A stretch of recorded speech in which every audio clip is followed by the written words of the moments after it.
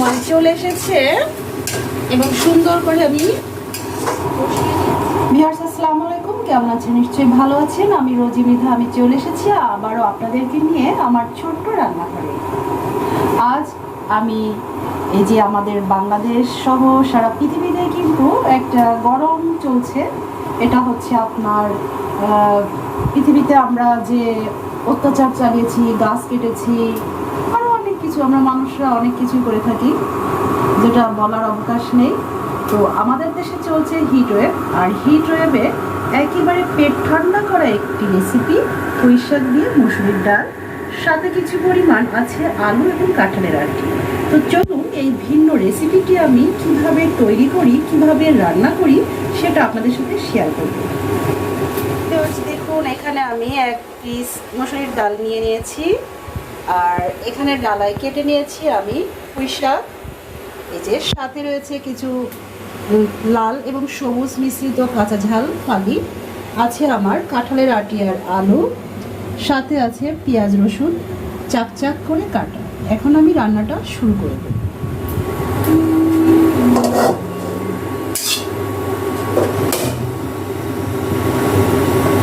তো প্রথমে চুলাটা জ্বালিয়ে দিলাম। কড়াটা একটু সুন্দর মতো গরম করে নেওয়ার পরে আমি দিয়ে দেবো পরিমাণ মতো সয়াবিন তেল।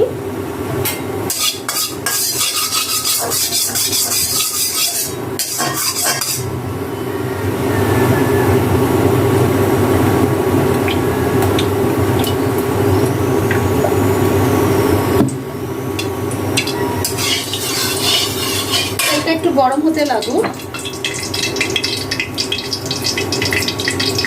দিয়ে দিচ্ছি পেঁয়াজ এবং রসুন ফালি করা।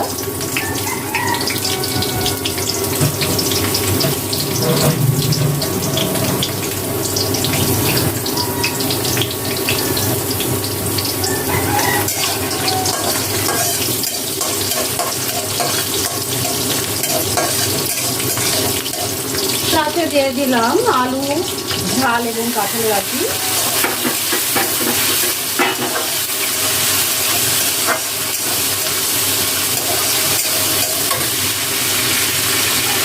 এখানে আমি পুঁই শাক আগে থেকে দিয়ে রেখেছি।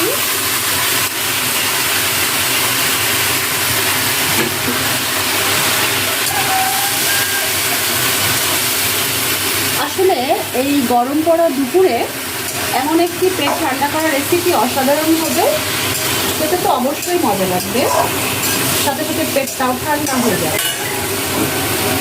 দিয়ে দিলাম পরিমাণ মতো মসুরের ডাল।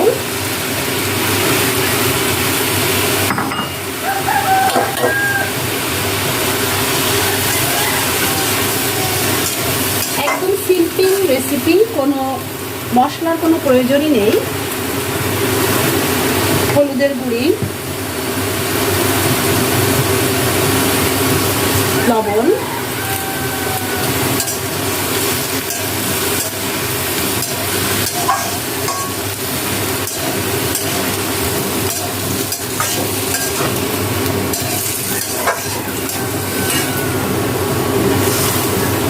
অল্প করে পানি দিয়ে দিলাম কষানোর জন্য।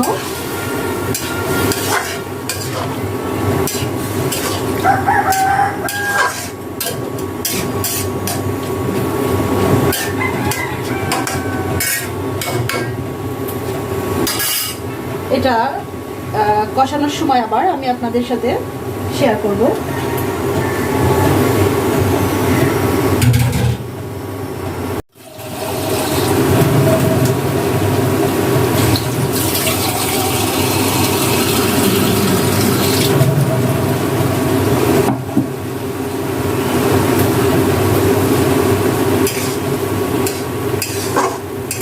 পোশাকটা কষানোর সময় চলে এসেছে এবং সুন্দর করে আমি কষিয়ে নিচ্ছি।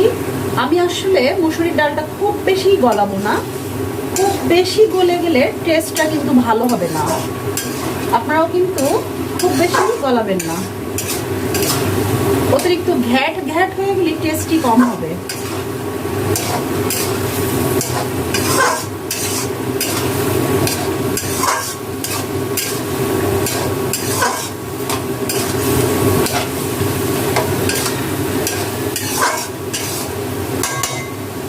পুঁইশাক মসুরির ডাল রেসিপিটা বিশেষ করে আমাদের গ্রাম বাংলায় বেশি চলে। গ্রামের মানুষরা একটু বান থেকে পুঁইশাক কাটে, তাদের জাতায় ভাঙানো ডাল সব কিছুই তাদের ঘরে থাকে। তাদের মাঠের পেঁয়াজ রসুন ঝাল, তেলটা কেউ সরিষার তেল খান, কেউ বাবা সয়াবিন, লবণটাও কিনতে হয়, হলুদটা গ্রামেরই ভাঙানো থাকে।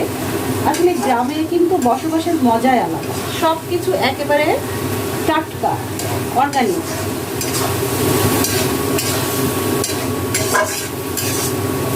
আমি অবশ্য গ্রামেরই বউ, গ্রামে থেকেছি প্রায় 11.5 বছর, আর এখন তো আসা যাওয়া করি। হয়তো বা বেঁচে থাকলে আবার আগামীতে আপনারা একাধারে আমাকে গ্রামেও দেখতে পারেন।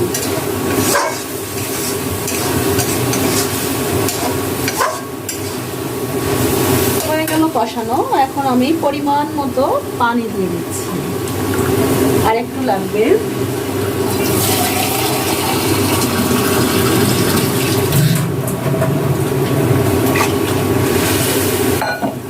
এই যে পানিটা একেবারে ডাল পুঁইশাকের ওপর পর্যন্ত দেবেন।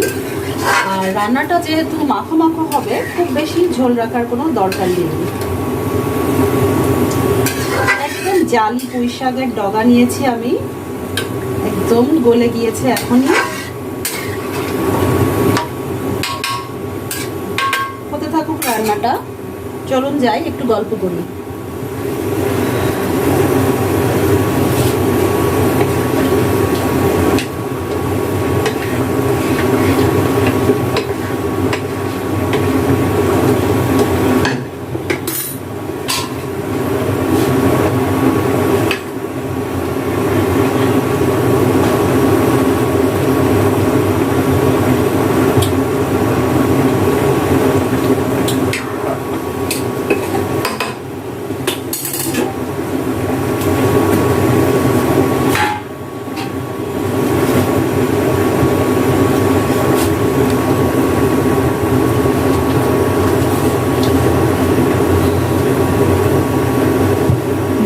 বলছিলাম গ্রামে ছিলাম, তো গ্রামে যখন ছিলাম তখন আমার শাশুড়ি গ্রামে হচ্ছে বানের পুঁইশাক, মানে বাড়ির উঠানে যে মাচার উপরে যে পুঁইশাকের ডগাটা তুলে দিতে হয় ওটাকে বানের পুঁইশাক বলা হয়, আর মাঠের পুঁইশাকটা কিন্তু আলাদা।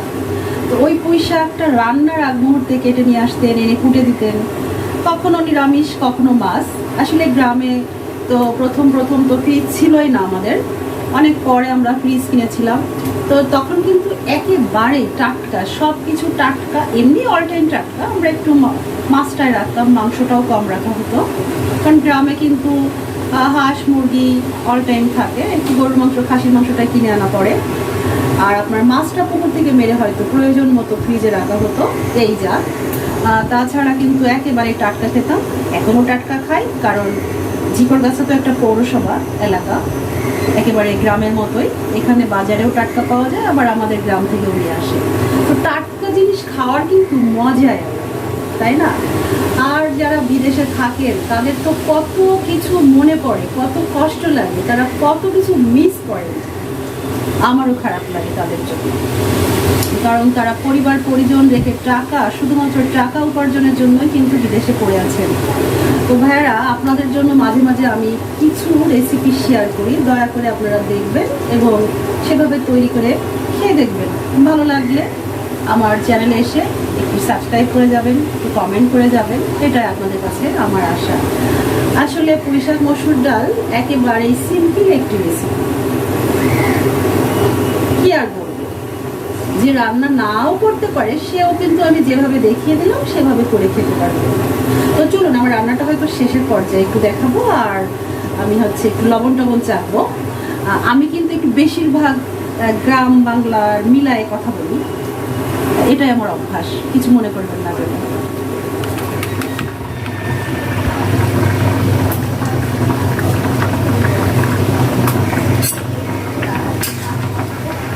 রান্নাটা চলছে,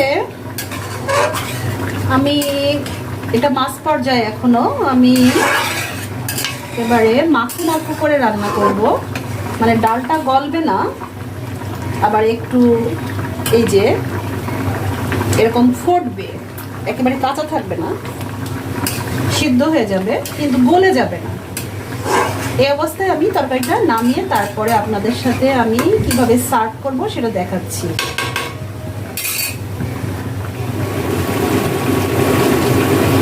তাহলে এই যে পেট ঠান্ডা করার রেসিপি আমি যে আপনাদের সাথে শেয়ার করলাম, দেখালাম কিভাবে রান্না করতে হয়। আর আমার তো মনে হয় প্রবাসী ভাইরা যারা একেবারে বউ ছাড়া প্রবাসে থাকেন, অনলি তিনিই থাকেন, তো সারাদিন তো কাশি শেষে রান্না করতে হয়। ভাইয়া আপনারাও কিন্তু এভাবেই এই রেসিপিটি আপনারা নিজেরাই তৈরি করে খেতে পারেন। একদম সিম্পল, একটা ক্যাট চাপিং বোর্ডে আপনারা পুঁই শাকটা কেটে নেবেন, একটু ঝাল পেঁয়াজ, ব্যাস একটু তেল, আর কিছুই লাগে, সাথে তো পুঁই শাক থাকবে, একটু কষিয়ে সুন্দর মতো রান্না করে নেবেন এবং খুব তাড়াতাড়ি খেয়ে দিয়ে ঘুমিয়ে পড়তে পারবেন। তো এভাবে রান্না করার ট্রাই করবেন। আর বেশি কিছু বলছি না, রেসিপিটি ভালো লাগলে কমেন্ট করে জানাবেন, আমার ইউটিউব চ্যানেলকে সাবস্ক্রাইব করতে ভুলবেন না, ভিডিওটি শেয়ার করবেন। আর সবাই ভালো থাকবেন এই গরমে, এবং বেশি বেশি করে পুঁই শাক আর মসুর ডাল খেয়ে সুস্থতার সাথে বেঁচে থাকবেন। সবার জন্য সুস্থতা কামনা করে আমি আমার আজকের ভিডিও এখানে শেষ করছি। আল্লাহ হাফেজ।